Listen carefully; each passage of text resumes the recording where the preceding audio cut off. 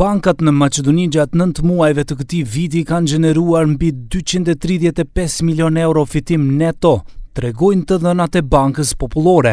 Vetëm brenda 3 muajve nga qershori deri në shtator, fitimi është rritur me mbi 85 milion euro. Atëherë fitimi i bankave vendase ishte 150 milion euro. Me këtë ritëm, përfundimi i vitit po i afrohet fitimit vjetor të vitit të kaluar, i cili ishte 283 milion euro. Të dhënat tregojnë se fitimi i këtij sektori bankar është ulur me 7 milion euro, por jo për shkak të uljes së të ardhurave nga kamatat ose provizionet, ato madje janë rritur. Ulja vjen nga rritja e depozitave, pra nga shuma më e lartë e paguar nga bankat për interesa ndaj kursimeve. Për 9 muajt e vitit 2025, bankat kanë arkëtuar 441.8 milion euro nga interesat, ndërsa në periudhën e njëjtë të vitit të kaluar kjo shumë ishte 428.5 milion euro.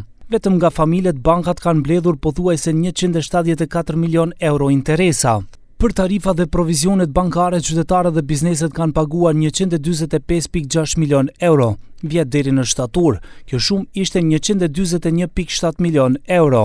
Llogaritjet tregojnë se vetëm nga kamatat dhe provizionet, qytetarët dhe kompanitë gjatë 9 muajve të këtij viti kanë paguar gjithsej 587.4 milion euro në bankat vendase.